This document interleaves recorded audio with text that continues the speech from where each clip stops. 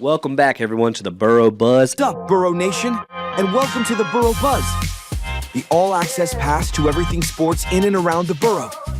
We're talking inside the lines and behind the scenes, athletes, coaches, refs, and the stories you don't hear on game day. If it's happening in the gym, on the field, or in the locker room, you'll hear it here. This is the Boro Buzz. And welcome to this all-access podcast, In Between the Lines, the stories you don't hear on the court. And today we got a guest, after our great episode with the List Foundation, Love Like Laura, I had to rock it again for this episode. We're hanging out with URA Charter head basketball coach, Coach Mabe, and standout, dual sport superstar. He won't brag. He's just looking down. Yes, sir. Yes, sir. Jaxon Mabe, how you doing today? Hey, doing good, Jay. Good. And as always, my co-host, Scotty. What's up? RandolphSportsCentral.com. How you doing? We're up and running, man. I tell you what, you won't meet two finer than right here. Had them on Monday night. Go back on Randolph Sports Central. And I tell you what, when I got home that night. Oh, I was listening to it. I listened to it again, and I teared up again. Just two great guys. And I tell you what, Roger Mabe, if you ever meet Roger, you'll never forget him for many reasons. And you'll hear some of them today. But this man here has done more for kids in this community throughout his lifetime that he's been here than he's at the top of. He's a top three guy. Yeah. I'm just telling you. Yeah. And I don't know who the other two are, but I put him top three. Well, it's funny because he does so much for people and kids, man. The thing about it is he and I talk all the time. He knows I'm one of his biggest backers and always have been, always will be. And I'm excited to be on here today, Jonathan. Yep. And I think the best episode title, tell me if this is not the coolest title ever. Coach and Son, Business on the Court, Family at Home. Yeah. Okay, man. That's right. That's right. And Jaxon, man, I'm a fan, dude. I've been watching you. I heard about you when you're sophomore year because you're at High Point Christian, correct? Yes, sir. Yeah, man. And it's funny because I heard baseball. Then I saw you pick up a basketball. And my dude, holy cow, dude, you don't back down, bro. You play like you're 6'8". Talk about your love for basketball, man, before I ask you the question I'm excited to ask you, man. It started early. I've always kind of had a love for both sports and just really never been able to, when people always ask me which one's your favorite, which one do you like more, I've never really been able to answer that question. And like I said, it started early. I've had a ball in hand since I can remember. So, and it's funny because you want to play. I feel like Coach probably will come out on this side, not Dad, but because Dad's probably proud of this part. But I feel like you're the leading scorer. All right, so but you also want to guard the best player. Oh, yeah. So like I know as a coach, it's probably like, oh man, he's gonna be wore out. Oh my gosh. Talk a little bit about that, Coach, not Dad, about what that feels like when you see him wanting to. Well, we you watch us play the last two seasons, and we don't ask him to take 30 shots a game. We don't ask him to score 30, although he can, and I'm sure he want to shoot 30 times. But we ask so much of him. We ask him to get to the rim, to drive and kick, to score the ball, to guard the best player, to rebound. When we go small, this year he led our team back-to-back years in points, rebounds, assists, and steals. And tell me if I'm wrong, averaging 16.4 points per game, but 15th in the state in steals. Am I right? Yes, sir, that's correct. That's pretty awesome, man. I know the career just ended last night for high school basketball, but, man, you got to be proud of that, man. Those steals, man, that's incredible. It's, definitely proud of it. I saw something when I got back from breaking my hand, and it was right after my first game. I'd gotten 2 steals that game, and Max Preps did an article, and it was – I think I was on like a 32-game streak of 2 steals or more. You just shocked me because I just realized you were 15th in the state in steals. You didn't even play how many games? Missed the first 6. I missed the first 6. Wow. Yeah. Wow. So you're telling me you'd been first then, right now? Yeah, he's humble. First. Just say yes. Just say yes, Jax, man. You ain't got to be so humble. I'm going to say it for him. Yeah, I'm going to say it. Deontay's up there, man. Yeah. So when you came back, so before we dive into your injury, you love sports, man. I can tell that's just all about it. That's your life, man. Yes, sir. And I can see you being, playing the next level. Maybe even being one day your dad's age coaching. But talk about your journey, man. And I do. And I'm gonna get, if I get too deep, just tell me to shut up. Because it's my documentary style coming out. People don't know your backstory, man. You talked about it on RandolphSportsCentral.com. Go check it out on Mixler app and listen, and you can hear both sides of it. Dude, you were told, and your dad protects you on this one comment, but you were told you started having, what was it, seizures in what grade?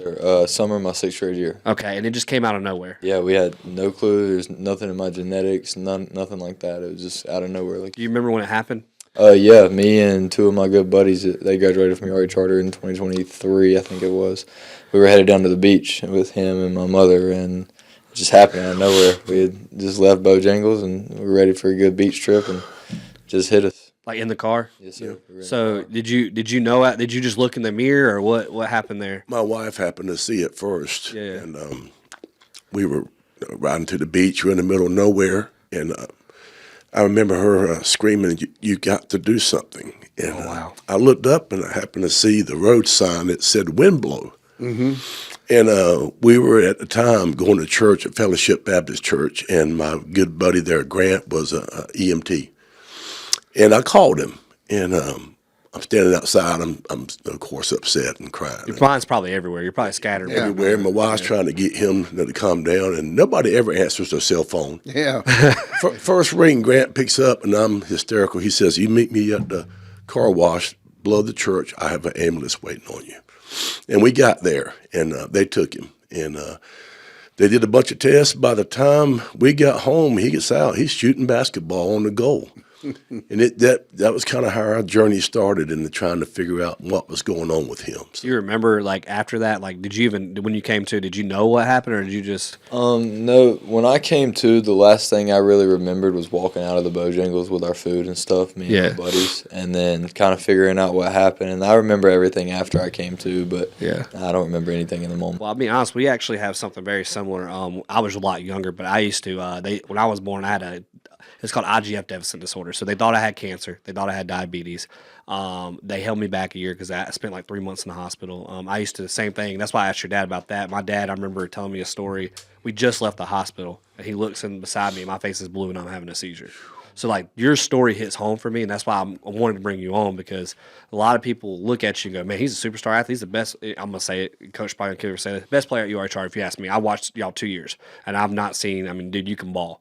And I'm a coach saying that. Yes, and I study the X's and O's like crazy. But, like, that went set with me. I'm like, when your dad called, we were just talking, and I was like, hey, actually, I was about to call you and see if I could get Jaxon on the podcast. He told me your story. I was just wanting you on here to talk sports, man. And he goes, man, people don't know this about him. And I don't know if he's comfortable talking about it yet or not, but you can see. And he told me your story, man. And I got to say, man, kudos to you, man, for adversity, man, because you could have just been depressed and not pick up that ball and just say, you know what, like most kids, get the Takis and play the video games. But you were resilient, man. You were determined you're going to play sports again. Talk a little bit about when you started, it started happening again and again, correct? Right.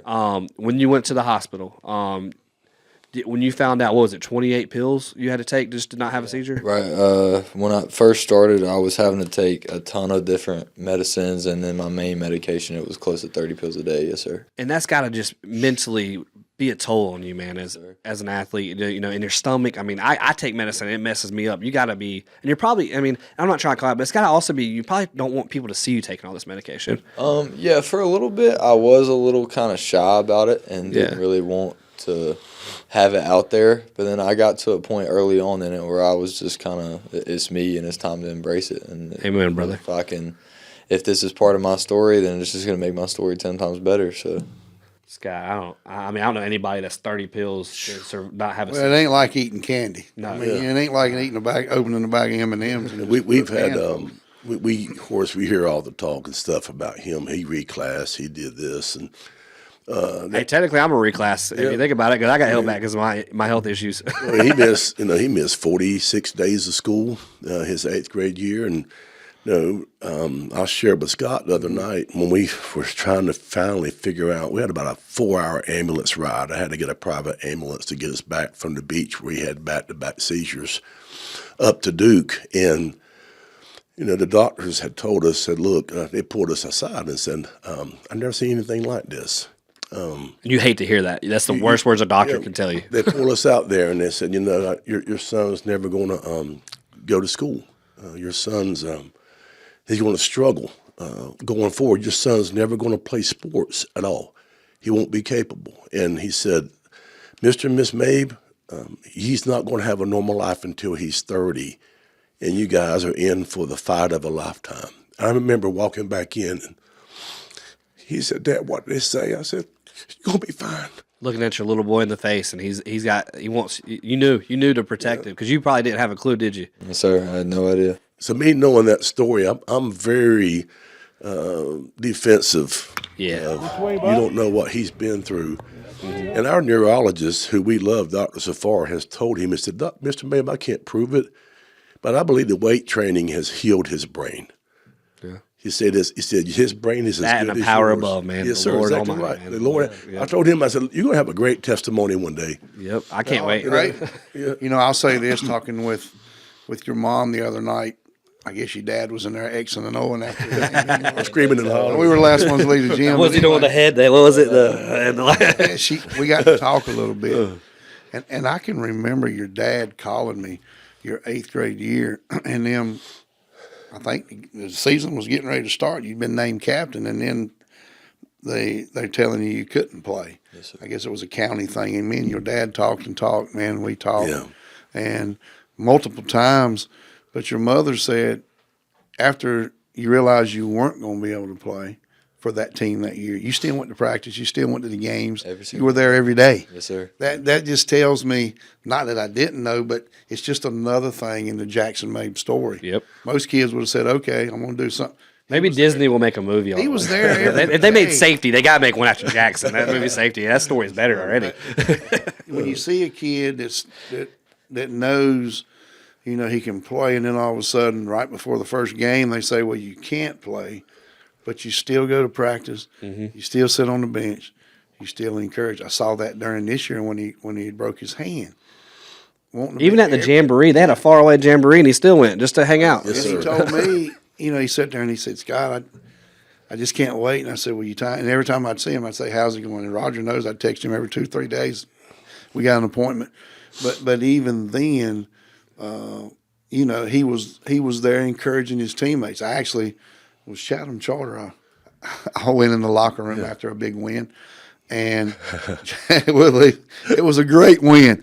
After a team you lost to by like 20 the That's first time 20 you first played them. time, yes, sir. You could see the first team game coming. back. It Yeah, was your first game back? yeah. Back. And you could see, you know, and of course Roger says, "Well, he can't play but a certain amount. He's on a time limit," and he's like, "If I go over that limit, my wife's gonna kill me," which she would have. And you probably didn't. You were ready. You're like, no, Dad, nah. I told Roger. Before we left the house, I'd actually told my mom that I won't be playing more than 8 minutes. Yeah. And she actually didn't come to the game. Yeah. She wasn't expecting me to play at all, and I played close to 20 minutes.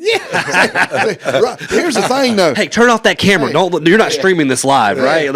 Roger's clock works a little different than everybody else's. I know it. But it's just a thing when you see a kid that it continues and continues. And yeah, it just goes to show you're gonna have struggles in life, and you're gonna have times where you're like, "Man, I'm at the end," but to keep on going and doing, and this young man will be successful not only in college but whatever he chooses to do. But He might do dual sports. I feel like maybe you'll pick a school and do both, man. Who knows? We've had that conversation many times. It'd be hard to pull it off, but we've several schools, probably half a dozen schools you've had that conversation with that reached out to us. And The doctor told you would not live a normal life till you're 30. And how old are you right now, Jax? Just turned 19 not too long. So you're telling me you have not had one since, 13 years old? Years old. Yes, sir. Hey, Doc, I'm telling you, man, if that don't prove there's a God upstairs, Amen. I don't God know is what- good. I'm just saying, I mean, dude, he's been 6 years, 2 months, and 25 days. And Roger could probably. he figure just the looked at hours his, and you got a minutes. calculator. Oh, my goodness. He- You got a he can calculator tell on there? you. yeah, I can just tell you. That's Dad right there, man. because they told us once you get past the 2-year mark, which he couldn't play sports anyway, and that we needed to get to the 2-year mark before he could consider doing some things. And now here we are, 6 years later, 2 months and 25 days. When did you try sports, though? When were you? When did y'all decide as a family to let them do the sports? I never stopped. All right, dude. You got a little mini you I can get on my team, man, over here. Even though it wasn't advised for me to play, even after that, I continued playing summer baseball and then went into basketball in my 7th grade. Well, it stopped from the depression, man. People don't realize, like, you tell someone they can't do something. One, you can either get motivated or you can go in the dark hole and get depressed. And that's when you see people just never the same. And the fact that you did that, man, I mean, that's kudos to you. Because I remember a kid had a heart condition, Franco Rios. They told him he couldn't play for a year, my 8th grade year. he was. I mean, went into depression 9th grade year. They're like, well, we just advise you can't, but you could. He's like, I'm playing. Like I'm playing. That's exactly how I felt. And with him, he came back right before we went to Charleston. Okay. And we were headed to He it. just wanted to go on the beach, Coach. Let's be honest. That's it. That's true. We were headed just to a local tournament, and at the last minute, we found out we weren't in it for some reason. That happens to us for a lot. Being who we are. And so I got some friends down at Myrtle Beach in Charleston I've known for years, and I called Everett up. He said, Coach, we'd love to have you. Yeah. And I'll never forget the first game we were playing Clinton High School. My assistant coach, Lawson and Bennett, of course, knew he played, but they didn't know.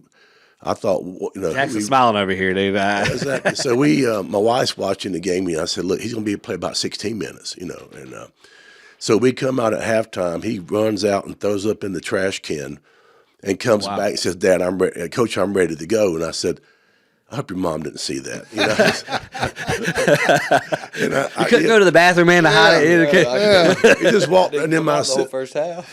my assistant coach Lawson was like, I have never seen that before. I said, I've seen it a dozen times, man. He said he's ready to go. I said, he's ready to play, man. I said, get back in. I didn't see anything. This is awesome. I hope your mom didn't see it. So. Yeah. All right, let's get to the fun, Scott. Let's get to the fun, man. I want to ask you something, Coach. What's harder, coaching your own son or someone else's? For me, it's been probably someone else's. Okay. Coach Waddell I've have the utmost respect for him, and when he kind of stepped down and his son took the job, I'd heard some things, and I told someone Hayden Waddell was the only one that had grew up with his dad, understanding from day one what his standards are, what his culture is. Mm-hmm. And he's been watching film since he was 3. My ultimate goal is when he gets settled, that he coaches somewhere and I come sit on his bench. But he understands, and I've been tough on him. I have been sometimes too harsh where the next day I had to go get him out of school and take him to lunch. But there's an expectation there. And I like it. He takes me to lunch sometimes. But I did. I said, son, I'm sorry, but I've always been the hardest on him. And not because I'm being difficult or being mean. I just felt like with what he's gone through also, he's going to have to be a man that can't make any excuses. And I tell my guys, a man that makes excuses is a poor excuse for a man. And as men, sometimes we don't have choices, but we all have responsibilities. And I felt like with him, he's known my standard of what we want and how we want to play since day one. And he's my easiest kid to coach. I mean, I did get on him in Charleston, and the boys were like, 'cause on the court, I'm coach, Yeah. But you remember that, Jax, right? Yeah, learned that the hard way, didn't you? it's for me, it's been coaching other kids because I have such especially the point guard position. Like I said earlier, I don't want him scoring 30 a game or shooting 30 times. I expect him to facilitate. That's what I was about to say. Point guard, you want us to facilitate. That's yes, sir. Goal. Exactly. Yeah. I mean, he can score 30 points a game. He's done it multiple times. But when he's scoring 16, 17 a game, dishing out 6, 7 assists, getting 4 or 5 steals. Have you ever had a moment where you had to say, Dad, chill? Yeah, probably a couple. The other night, matter of fact. Yeah, actually, right before round 2 of the state playoffs, and I'll have another story after this one. But right before round 2 of the state playoffs, it was about probably 11:45, almost midnight. I was finishing up some homework, and I was sitting on the living room couch, and I turned my head, and normally he's laying down about to go to bed by that time. He's just up pacing around the house. He walks. That's probably the night he texted me at 2:00 in the morning. And you responded. He didn't think I was up, but I was working on rescheduling ball Walking game. around the living room, he just finds stuff, starts messing with it, puts it back, keeps pacing around. I'm like, dude, what are you doing? And he was like, no, I'm just awake. I was like, no, your adrenaline's already running for tomorrow, I can tell. And then there was this time last year, I forget what game it was, but our offense wasn't going quite as how we had planned it to go in the game, and we had a ball go out of bounds, and it was our ball right by our bench. And you could tell he was frustrated. He was doing the head rubbing and the hand over the face and stuff like that. So I think you got it spot on. yeah, exactly. And so I'm getting ready to catch the ball from from the referee, and I look at him on the bench, and I was like, what play do you want to run? What do you want to get here? And he looks at me, and he goes, something where the ball goes in the basket. That's a good call, coach. Yes, sir. I looked at him, I rolled my eyes. I was like, all right. We moved on with the play. It's funny because Dr. Wheat was standing in the corner and Coach Hayes, and they both heard me. I said, just run something where we get the ball in the basket. And I remember early this season, we had a plan to kind of bring him along with our younger guard slowly. Then he breaks his hand. And so, of course, next man up, and things were changing, and we're starting out pretty rough. And one game I remember, I called timeout, and we had 11 points and 11 turnovers. Because my statistician, Randy, he's better than Huddle. And I remember just I don't like that. I don't like Vegas. I'm just sitting the guys down, and Jaxon sitting on the bench. I said, guys, look, do me something. Do me a favor. Throw it to the team in the white jersey. I said, let's go get them. I mean, that's where I was at that Then the other team went and got their white jerseys out. And they heard them.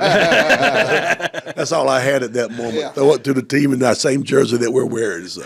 You know, it's been a fun 2 years, Jax, especially you, Coach. You guys have I'm not going to say – I don't want to say rebuild the program, but, man, I've not seen – and tell me if I'm wrong. You've been around longer than I have. I feel like the program's way – you have it to better than when you first – founded it. Yes, sir. Thank you. Yeah, I agree. It's only beginning, too. Yeah. Only beginning. Yeah, so talk a little bit about that. When you took over, like, Jax, when you came here, it's a new school, and you can piggyback off of it, Coach.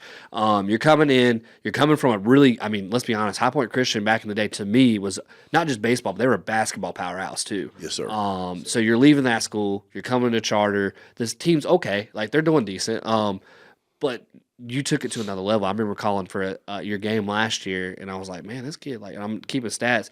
I think I ran out of, like, freaking space in the first quarter. I was like, golly, dude, can you just not score right now? Just give me a second. But talk about that transition to charter. Yes, sir. It was easier on me having friends there and stuff because, I went to middle school there. So yeah. having people there that still made it feel like home and stuff like that, that made the transition easier for me. But I will say that 2 years I spent at High Point Christian, and my sophomore year when we lost in the semifinals in the state playoffs, and same thing in baseball. But we were stacked both years. 3-time state champ in baseball, man. Congrats on that. Going for fourth. But we, my sophomore year, we were great in basketball. So that was our year. Best team I've ever been around. Things didn't go our way, but being at that level. Was that at charter or at High Point Christian? Yes, sir.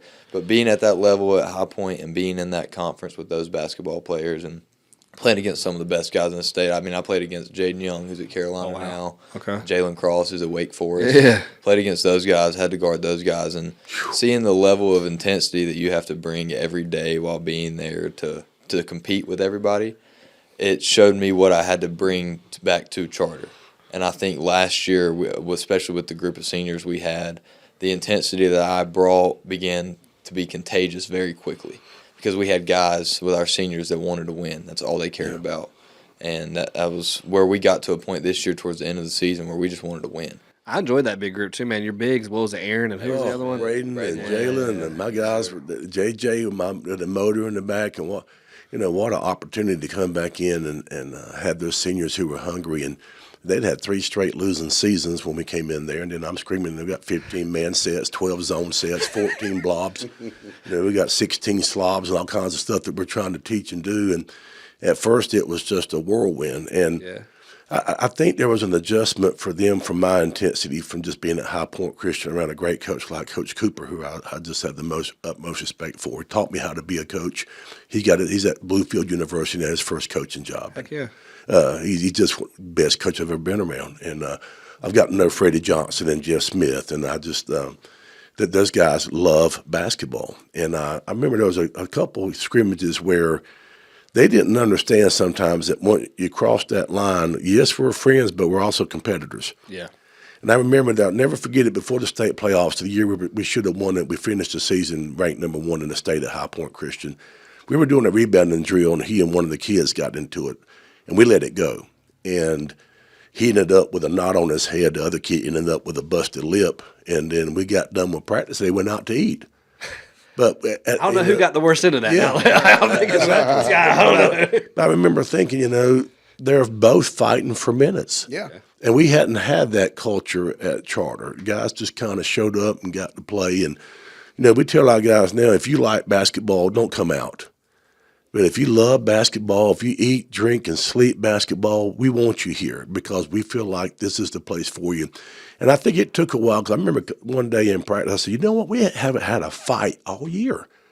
Where's your competitive spirit? A week later, we had fists. I was like, yes, here we go. I said, now. Only Roger. Do you do it like the hockey where you let them go until they fall on the ground, then you I separate let it go. it? I just kind of turn my head a little bit. I like, now we're doing it. Yeah, we're starting to fight a little bit. And you need that as a competitor. Hey, look at NFL. Cam Newton, Josh Norman. They went on to the Super Bowl that year after that. I mean, But they were shell-shocked at times the way he would play and guard them, and they would think he was mad at them. But he wasn't mad at them. He was just learned how to compete at that level, you know. So that's been our biggest thing. And then something that really was great this year was when we started out kind of slow. We started out 2-4.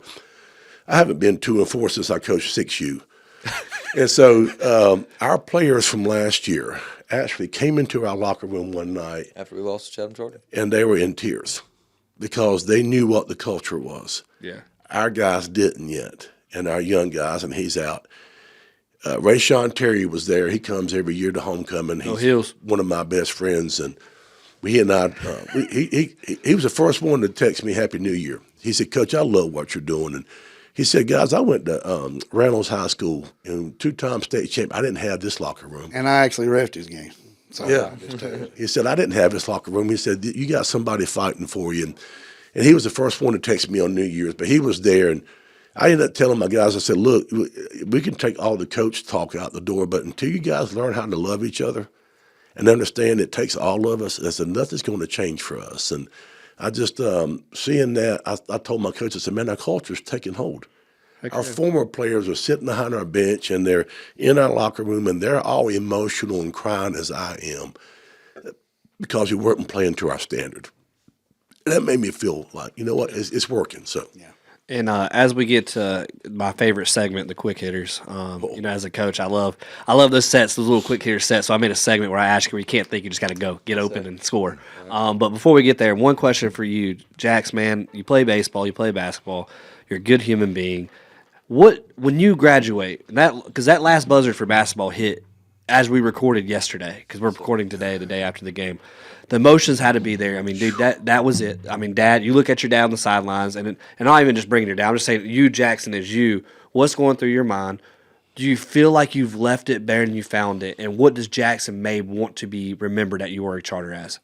Yeah, it was definitely tough. I got subbed out of the game with about 30 seconds left, and just embraced all my coaches, embraced my teammates, and kind of got down towards the end of the bench and took a seat and just tried to take it all in one last time and really just try and tell myself that it's not over. It's just something that's in the journey that everybody's going to go through. And it was tough for sure, lots of tears, lots of emotions going through my head. But as far as what I want to be remembered by, I want everyone to look at me and they can fully say that every time they saw me play, I gave it 110%.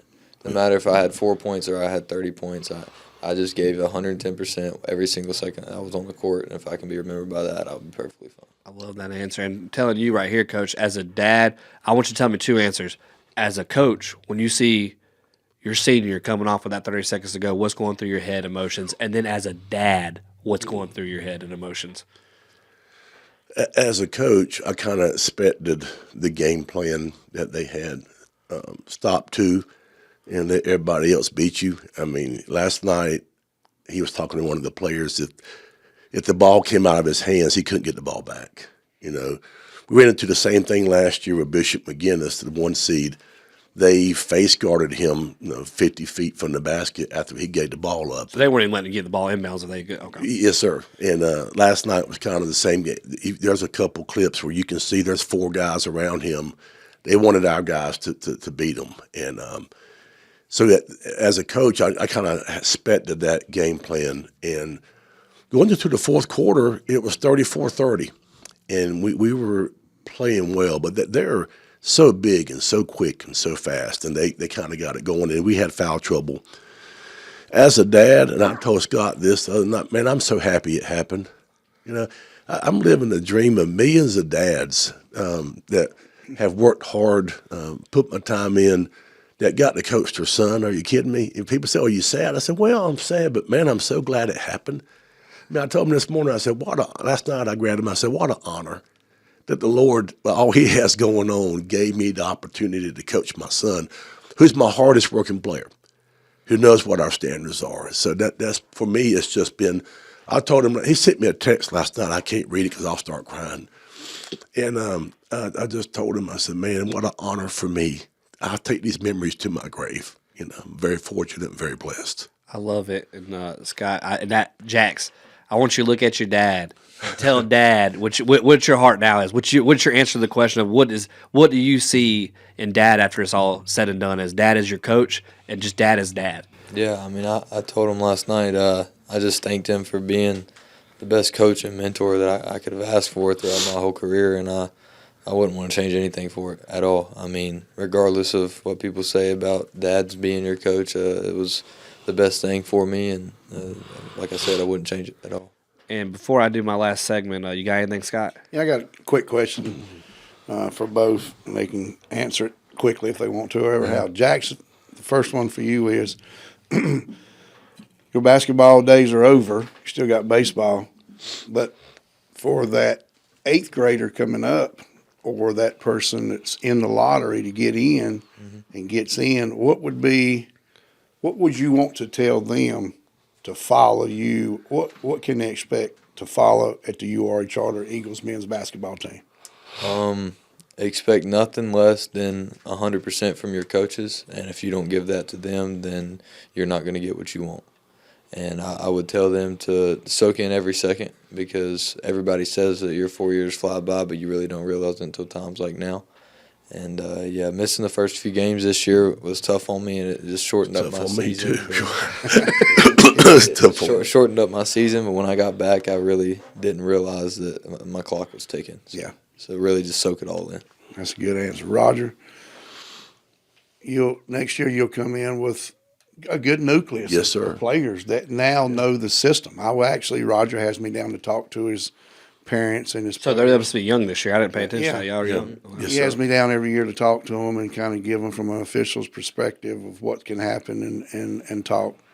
But you've got a good nucleus coming back. But for the first time in a long time, you won't be coaching your son. Yes, sir. So now you move on to the next group. As a coach,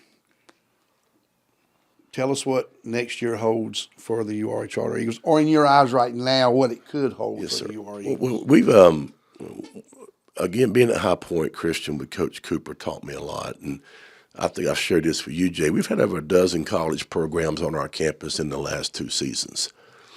We had 3 college commits last year to a JUCO and a D3. We're going to have another college commit this year. So I think our players understand that there's a standard here. And I think for us, I took the liberty to make a big sign in our locker room, and it has Eagles men's basketball, and it has all our college commits on it. Oh, wow. That's awesome. And so, there's kids that are coming in the locker room every day. They look up, they see it, what the potential is here. And, we just found out this week, for the first time in the school history of any athlete basketball player, he was nominated to the North Carolina All-Star Classic of all the premier private and public school kids in the state. Yeah. He got an invitation to play in the All-Star game. Okay. Completely unprecedented. It's never happened, and I think maybe JQ made it. Yeah. But that's the only kid in our county. And I said, son. I think it's only JQ and what is it? What's the guy from Trinity?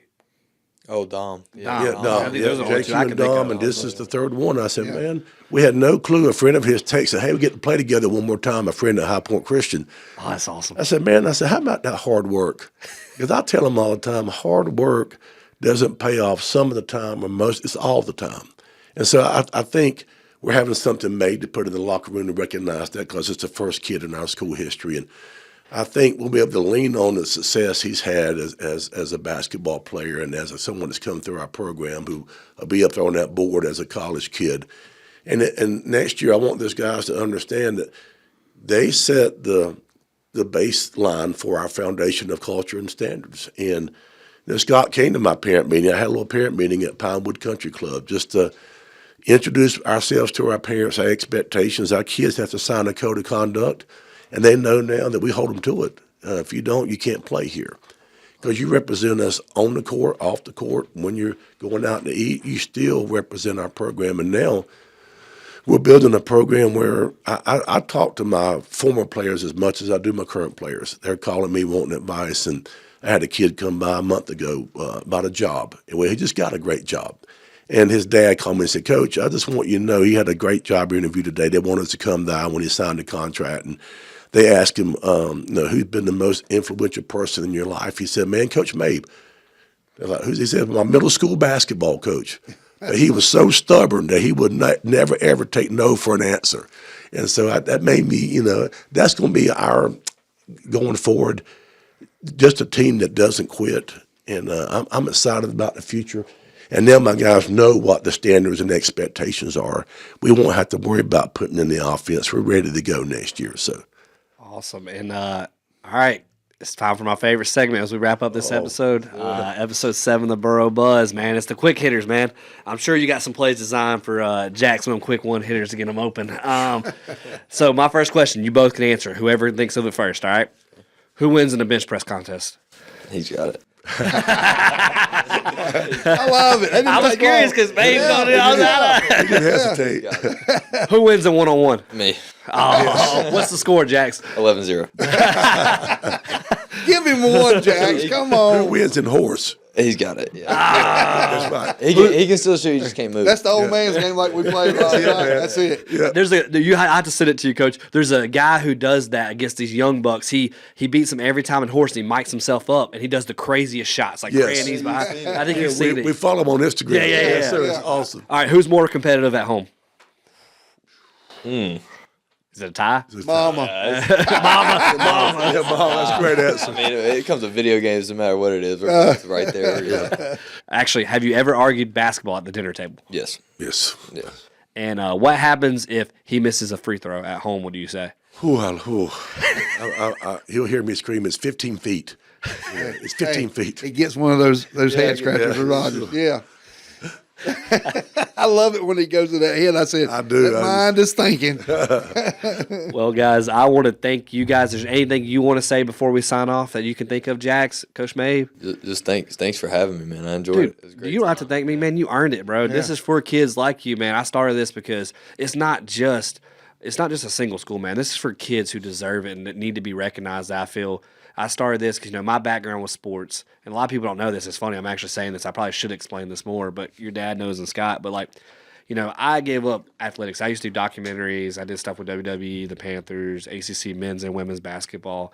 I got married. Like everybody will tell you, the wife, she don't want you traveling all the time. Yeah. So I had to make a decision. I was living in Charlotte, and I came here, and I was like, man, how can I give back to my community? I was like, as a community, not just my school, but, I help my school a lot too. Love Asheboro High School to death, but, I want to give back to my community. And I saw these kids, and I was like, man, I should start something sports. There's nothing around here. We hear Guilford County, and we have Guilford County people on here, but you don't hear Randolph. And I remember what hit me was I had a player get nominated for blue chip. Well, a coach called me. He's like, I'm never, I'm the blue chip coach for middle school, all-star. I don't know much about your county. Who do you recommend? And we just won the championship. And I was like, man, I know plenty of kids here. I was like, how many do you need? Well, I only have 2 spots. He comes back to me after that, and after they played, he's like, Coach, there's kids like that in Randolph County? I said, yes, sir, dude. Yes, sir, man. And that's why I started. That was the moment where I said, man, I got to start getting all these kids out there for the colleges to see and the community to see that they have these athletes. And for, honestly, even private schools to see that, IMG, they need to see people like you, Jax. And, and Scott's doing a great thing at RandolphSportsCentral.com. And your dad's your biggest fan, man. I mean, just like he reminds me of my dad. I'll look at, and I coach middle school. And my dad, I'm telling you, he's only missed 2 games because he had to because of my step sister, because she has some health problems. He had to be there as a nurse. But he literally is just like your dad. He's been over my shoulder supporting me. My favorite photo I talk about is when I won a championship. Names had won in 28 years. He comes up to me, and he's got the biggest smile, and his arms around my shoulder. And it was like that proud moment that I feel like you guys had last night. Oh, yeah. We did. We just when we decided to head to High Point, I was a little bit frustrated. I felt like there was so much basketball talent in the community. And as I was talking to kids and trying to help kids, I was really kind of hitting the wall a little bit. And then Coach Cooper taught me a lot. And now we've got so many relationships with college coaches and programs, and we're sending out film all the time. And we have to start in June. Our goal was 6 college programs from September to October every Wednesday. So I start calling those coaches in June and July, and you know how I can get. I just don't persistent, right, Coach? Yes, sir. That's it. Persistent, Just, like I do. just stubborn and persistent. But he'll tell you, I wear college coaches out, and I'll get pretty firm with them sometimes. But I thought, I got somebody you need to see. Yep. This kid can ball, and that's why when you did an episode and I called you, I said, man, thank you for celebrating these kids. I love it, dude. I said, man, John, that's great. And you're all about the kids. Scott's all about the kids. Oh, yeah. Now, I tell the story. We went to North Rowan last year. North Stokes. North Stokes. It's 4 hours away in the middle of nowhere. And I'm sitting in my chair. My wife comes by. She says, Scott's over there. I said, no, he's not.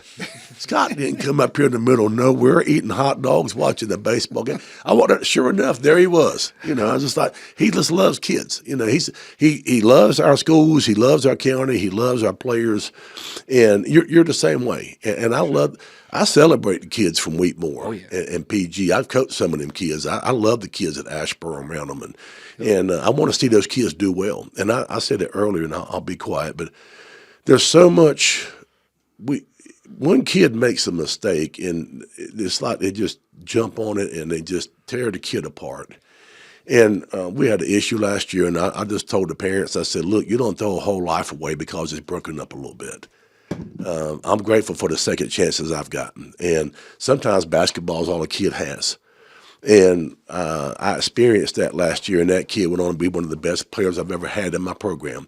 And because of basketball. And every life lesson I learned came from basketball, the good and the bad stuff. So, but I just love the fact that you guys celebrate kids. I celebrate them no matter where they go to school, and I'm proud of them. So Awesome. And Scott, I want to thank you for being on this episode, man. RandolphSportsCentral.com in the hizzy. We up and going, baby. yeah, they already going. I think we got our future co-host over here, Cross, talking so good right here, man. I think he's so good on camera. I might have to hire him when he gets his off season. If he's going to play basketball, maybe we can get him in fall and spring to come in. Right. When he gets over those 6 a.m. workouts. I appreciate all the support we're getting right now at Randolph Sports Central. A lot of support. We're still up and going. People are learning, and it's only going to get bigger and better, and I appreciate you because we're kind of piggybacking with each other. But you call me every day or I call you and we talk, and I appreciate what you are showing me and what you are helping me with because I'm an old man, Rod. Somebody you got to get these guys. They always make yourself better when you put smarter people around. That's right. Successful people emulate successful people. Yeah, exactly. So, but I appreciate the Boro Buzz, sports in the Boro. I tell you what, Jonathan's got a great thing going. I'm just proud to be a part of it. Yes, sir. And like I said, we want to appreciate our being here. And if you want to start a podcast like this, hit up Medley Studios, man. This is where we're at. Everybody wants to know, man. Robert Medley, former OG basketball player at Thomasville. You make sure, I'm serious, go follow him on Facebook, hit him up on Instagram. I mean, I'm telling you, it's the studio. Look at this. I mean, me and Scott, everyone, Coach Mabe, Jax, y'all see it. It's pretty cool in here. It's just one part of it. Great. It's one part of it. Well, thank y'all, man. And we'll see you next time on the Boro Buzz. Thank you, Jay. Ready to dominate social media?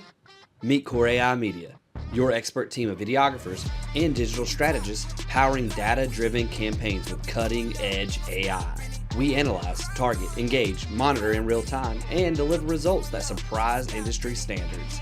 From skyrocketing engagement to crushing your goals, we are measured by results. Contact Core AI Media today at info@coreaimedia.com. Let's grow your brand fast.